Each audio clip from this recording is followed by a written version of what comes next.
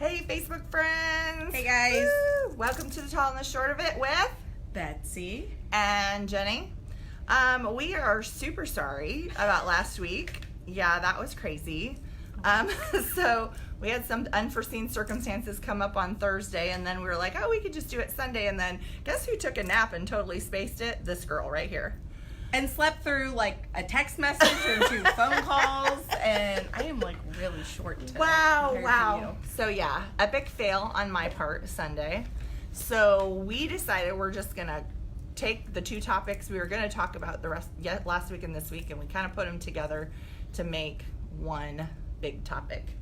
But we're still gonna try to keep it the time limit down. So. Actually, good golly, sorry, I've been working in the room and I'm kind of a mess. I even just set my timer on my watch. Okay, good. We're keeping ourselves honest this week. Yeah. All right, so our topic this time is creating a culture of inclusion. And we're kind of working the Homeschool Connection kind of thing into that like we had on the graphic. So we thought we should probably start with just defining inclusion. Like what is inclusion? What are we thinking of when we think about inclusion, right? Mm-hmm.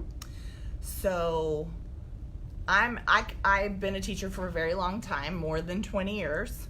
And I remember when we used to call it mainstreaming, and that was the only thing we talked about. We called it mainstreaming. And that was because most kids with special education needs, hi Patty, most kids with special education needs were not in regular education classes then. Mm-hmm. Like you did not, if you were placed in special ed, you got put in a separate class. And so when you had a kid who was in a separate class and they came out to a regular class for a short period of time for something, then we called that mainstreaming. We were pushing them out into the mainstream for that little short amount of time. And some of that still occurs. Like we still have that in some situations. But now instead of being with more mild disabilities, we have that with the more moderate disabilities that can still do some mainstreaming. So like you've even had examples in your class where you've had a kid who they're in your classroom for special ed services all day, but they get pushed out for things like what? Well, I've had them go out for like different reading kind of things in the classroom. I've had some out for math in the classroom, and then also like go eat lunch, recess specials, things like that. Yeah. It also just depends. We kind of work on my kids' strengths. When looking at that. Yeah. So that's what mainstreaming is they spend most of their time in a special ed setting and they push out for just a little bit of the day. But what we're talking about is inclusion today.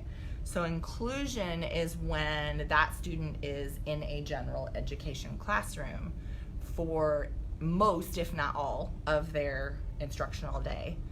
And so they're going to be on that teacher's class list. They're going to have a desk in that room, a mailbox, all of the things that happen with all the other kids are going to happen with those kids too. And they're not going to be separated from the rest of the class for most of the activities that they do. They're going to be mixed in with everyone else and doing the same activities that other people are doing. Now they may have some accommodations or modifications, but they're not going to be constantly taken to another classroom for and services. I had a student last year that was in the gen ed class. I did most academic work, but he was in with the class at the beginning of the day for morning work. But I would supply his morning work because so the child could do the work that was I gave a similar morning work, but it was just at a different level. So it's a great example of using modifications to keep them in the classroom with their typical peers. No problem there? Oh, yep. So when we're talking about inclusion today, I want you to think in a regular class, right along with everybody else, not being forgotten in a different room or wing. And that doesn't mean, yes, they're in the class, but that doesn't mean, though, that their work always looks like right. what, it's not like I said, if you walked in, it looked like they were doing the same thing, but it was just right. It's not. He wasn't sitting over by himself So general ed classroom is our physical location. But in order to create a culture, because like when we say culture, it's those things we do, to make sure that like all the things, the environment, the mood, the mindset of the people in the room, the just knowing all the norms of that room and the routines and all those things create culture, right? So I don't know. Do you want to talk about which ones do you want to talk about? You can pick. Well, like I had just mentioned, like the strengths and weaknesses. I said we build on that student's strengths, but we talk about, just as a class, like we all have different strengths and weaknesses. And sorry, hang on, I'm looking at something really quick. All right. Well, and we had just talked as we were. Sorry, I was looking to see if even though I wrote the notes, I was looking to see if it was down further. But talking about that, like how we're the same and how we're different and how we have those strengths and weaknesses, and I actually just did that within my class just a couple weeks ago. And just because someone may not be good at something you're good at, they're, but let's look at, something you might not be good at that they are. And, sure. Just looking about, like talking about that, I think it is good to also have kids obviously always strive to be good at everything. And that's just not, right. We're just not realistic. None of us are. And apparently I'm not good at sitting in rolling chairs. See? It's okay. I'm not good at remembering to do a live on Sunday with you, so which is odd. Usually it's the other way around. Yeah, I know. Usually it is the other way around. But I think that's good to to look at that and say, oh well, maybe what's something you're not good at. And I've actually asked that question before in my class, and of course there's crickets. Ever wanna, and nobody wants to admit. But it's just open that conversation up to talk about it and safe to ask questions. Yes. And you don't want, like I was telling her, I created a book about kids in wheelchairs, like a little social story that was into a booklet about some people use a wheelchair to get around instead of their legs, and it had like pages about it's okay to talk to them and ask them to play, and it's okay to push them in the wheelchair as long as you ask first. It's okay to, the different things that are the culture surrounding being around someone in a wheelchair, because we want kids to understand what the norms are for that and what's appropriate and what's not appropriate, and that they're not a baby because they can't walk, and, those kinds of things. So being able to read that with all the kindergarten classes, not just that kid's kindergarten class, but with all the kindergarten classes, and then when they see those kids at recess, they're not afraid, and and I will tell you, recess is where a lot of them come up and ask those questions, because they're noticing they can't possibly there are certain kids that can't do the same things as they are, and that's when they ask a lot of questions, and so we talk about it, and because we're often, I say that just because of the class we are at recess with, there are multiple very visible physical disabilities. Yes. So, and you get a lot of questions. It would be the same with like leg braces or, kids that have a certain, whatever. Yeah. That's different about them. Oh, Patty, she's answered several questions on the playground. Yes. Yes. And you know what? I love that kids usually at our young, where we are, we're teaching primary, aren't always, typically aren't scared to ask questions. But as we get a little older, they become more wary of it. And I think I think it's like that we train kids that don't ask that or don't look at them or don't. And I mean, there is that thing of like, don't stare. Like, if you are curious, then you ask questions. Right. And I think we need to teach them, you start working on how to ask that question politely and nicely. And Exactly. Because as a teacher, we ask lots of questions. Well, and every parent I have ever talked to that has a kid with a disability says, I would much rather have a little kid come up and ask a question about my child than to just stand there and stare at them. That's okay. It's good to educate other kids. Well, and especially if you have a student who can verbalize and answer the questions themselves, I think that's something to work on. Like, okay, when they ask this, this is how we can go about answering, and can kind of help promote like friendships and that kind of thing. But like, if you have a student that can't verbally respond, or like you're signing with them, and that's something like in my classroom, we are working on signing, just because the kids see us signing with one, with some students, and also that otherwise it opens up another way to communicate. That reminds me of that story. I think I posted it on our page of the whole school that learned sign language for the little girl that they knew was coming. Yeah. So it's really cool. And hey, I'm still learning new signs, so we're all learning together. Absolutely.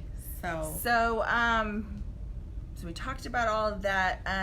So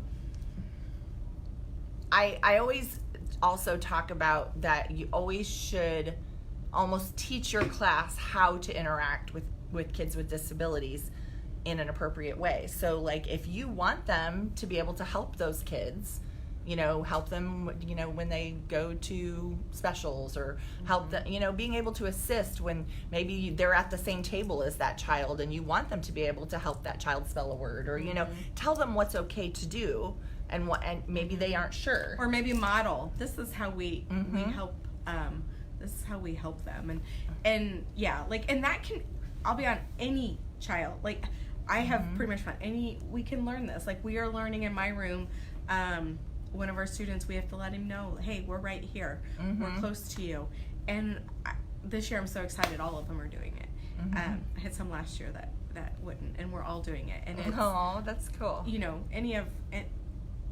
They can always learn, how can I best, and they all want to. They love it. They want to. And again, making sure that they're not treating the child like they're younger than them. I mean, if they're in the same class and they're the same age, they should be treating them like a peer, not like they're a baby. Yes.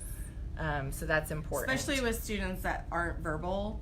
And that's, like I said, teaching them that we talk through sign language, or we talk, this is how we communicate, or they use their communication device. I think a lot of times not walking and not being verbal automatically makes them think that or the next one is not being potty trained. True. Those are other, like, those three are the big ones that I've found that they think. Other than if they're really tiny compared to the other kids. Because that happens sometimes with kids with physical disabilities. They're smaller. Yeah. Not all of them. It is very hard to explain. I will say that. It's very hard to explain, and it's just something you just have to keep doing. And then not only throughout the school day do we want to make sure those kids are included with their classrooms, but also in any extra activities. So if the whole school is doing a fundraiser, making sure those kids find a way to include them, or a field trip, or a club, or even if you guys are doing things like Special Olympics has some really great programming that they do now with pre-K to 8 right during the school day. And I know a lot of schools are starting these programs. They're like a unified sports, and I think there's one called Champions Together, that they're doing things during the regular school day, and then they have like a track meet at the end of the year that's kind of like a field day. And then the kids can get ribbons, and they can get a banner for their school and all of that about them doing these activities together and showing that they're accepted and included. So I think all of those things are super important, and things that the whole school community can do. But it's definitely more mindset, thinking of those kids as general education kids first, before we look at those special needs. All right, and then I'm going to let you talk about, you're the queen of homeschool communication, so I'm going to let you talk about that. Well, communication is, I'll just say, I think we could have tagged communication in every, like, life we've ever done. I mean, communication is such a big key in everything we do in life, period. But working towards this culture of inclusion, communication is the way to get there. And it's definitely, I mean, it's not, and it, I mean, when you look at the lower levels, hey, timer went off. We're about, hey, we got 5 minutes. Woo, we're doing good. We're doing good. And so, we're talking about communication between school staff, special ed teacher, gen ed teachers, paras, principal, like every cafeteria, whatever, all across, and you just need to make sure everybody's on the same page. And let me just add something to that. I think sometimes as special education teachers, we get so busy. At the beginning of the year, we passed out all the accommodations or IEPs at a glance, or whatever we're doing, and we touch base with people about certain kids or whatever. And then sometimes we forget, especially the inclusion teachers, the ones that are not in the classroom all day, but they're going in at certain times or things like that, is we have a picture in our mind of what we think it'll look like, but we haven't shared that vision of what we want it to look. We're like, well, I gave them an IEP. Well, yeah, but they weren't in your head when you wrote that IEP, so there has to be more talk about it than just that. Like, you have to, if you expected that I wrote this accommodation like this and this is what I thought it should look like, but you didn't explain that to the teacher, right, then they may read that accommodation and think of it a whole different way. Right. So, like, I love that you're doing all this gesturing down here. Any of it. Yep, it's down here. She even pointed and poked at the table. I did you point and poke at the table. Oh my gosh. Yeah, and I think too, that communication, like, we do that so much at the beginning of the year, and it's always good to go back and touch base. Like, how's that going? And a lot of times I love it when, like, the gen ed teacher's like, okay, they're doing, I think that they could do, let's look, I think we can add, like, instead of, like, modifying this, I think they could do what we're doing as a class. And that's exciting. Yeah, when that I love that. I love that. And then, then there's the Homeschool Connection, which that, I mean, and here's the parents have to be part of that team yes, too. and here's the thing, and this just goes without, I feel like it goes without saying, but at the same time it doesn't. Like, you don't just call parents or contact parents and let them know when it's not going well. It's when you have to celebrate those successes too. Like I said, if the classroom teacher's like, hey, I think let's maybe stop doing some of these, accommodations, or stop doing some of these modifications. Let's try this new thing. Let's just give this a try. Or, and I'm not saying stop it, like, oh, but it's like, hey, could we try this today and see how it goes? And if it goes great, then you share. You need to share those things. Let's make a strong point to say here. The first time the parent finds out you've been doing that should not be at the ACR. No.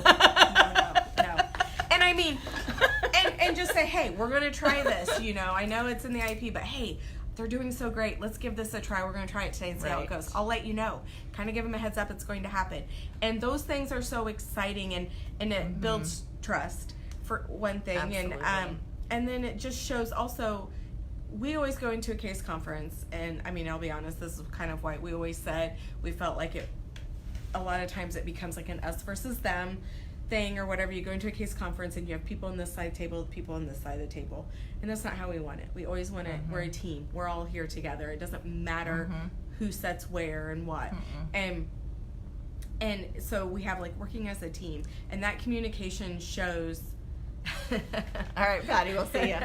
That communication shows that, because we feel this way, parents are just as an important part of the team as everyone else, and that goes the same with, like, the teachers, because I think sometimes we communicate with the parent, but we forgot to communicate with, like, maybe the gen ed teacher or a specialist teacher or something. Everyone has to have such the same role on that team, and that communication shows that their role.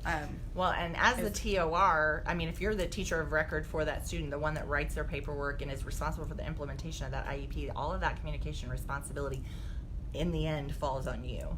because you're the one that has to make sure that everybody's on the same page moving forward so that we don't have concerned parents that don't understand what's going on. Well, and I think that communication is an important part of, like we were talking about, building that culture of inclusion, but also building the different ways you're not going to increase or build the different things they're participating in, or like you're not going to build that inclusion across the entire school setting without communication. Right. And please, dear God, for the love of God, please don't ever say this in a conference to a parent if you are a teacher.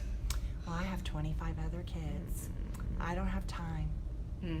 Or I have so many other kids to deal with. Well, I have all these.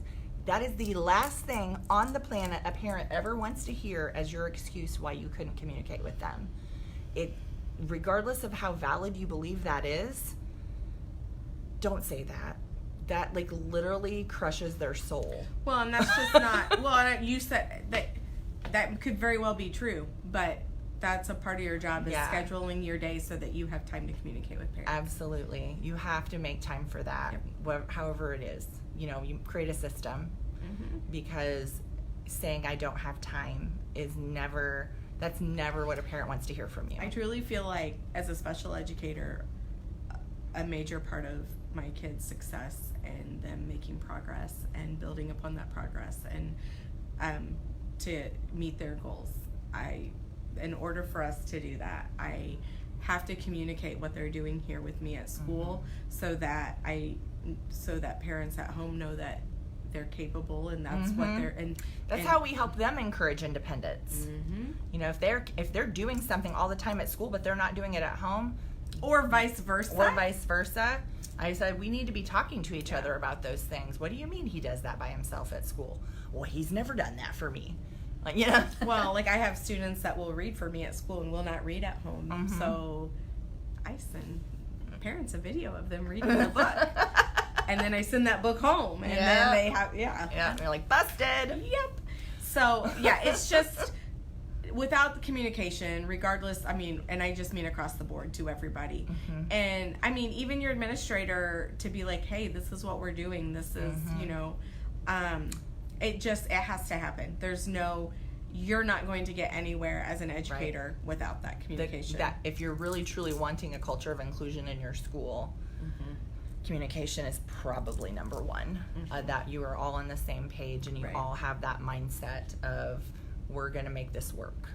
And I'll tell you, the more you communicate, one, the easier it is. Like you've opened that, and number two, the easier those difficult conversations are. Right. Well, it's just like Stephen Covey's 7 Habits of Highly Effective People. He says that whole concept of the emotional piggy bank. If you put in lots of positive deposits over and over and over again with parents and with other educators and building that trust in that team, then when you do need to make a withdrawal, it's not so rough. Because you have so many positives. And this is just something. We're trying to get better. But here's the thing: a lot of times we expect any teacher to know like what to do. You're teaching, but it's like, and it might sound silly to like feel like you're, to praise a colleague, but you need to. If you're in the classroom, because they're going to be nervous about it. If you're in the classroom and you see them doing what is best for your student, and that's a great way to be working with them, then let them know. Again, communicate that way. That was awesome. Because that eases their mind, because sometimes it's not a matter if they don't want, it's a matter if they're scared or unsure, or they don't want to not provide a good setting or good for that child. So for sure. All right, well, that's it for today on this topic. Next week, Betsy and I will be in separate locations, so we'll be going live separately, but still together. Right. On from your point of view. Yeah. We just won't be here. Right. This, so. And September, we decided we wanted to look at the OHI category of special education a little closer, because I think that is other health impairment. Yes. because when we say OHI, a lot of times parents don't know what we're talking about, and that's why we're going to look at, what other health impairment means and what types of disabilities might fall under other health impairment as an eligibility category for special education. And we just got confirmation that we will have an interview. Yes, I'm so excited. So, yeah. So and I'll actually be at this one. I don't think I was at Belinda's. I was like, have I already been? I've missed all of them. I know. So anyway, next week, like I said, we're going to do an overview of OHI next week, and then we will dive into some different types of OHI as the month goes on, as we look at different health impairments and why those might qualify you for special education services. Okay? All right. Well, that's it for today. We'll see you next time. Bye, guys.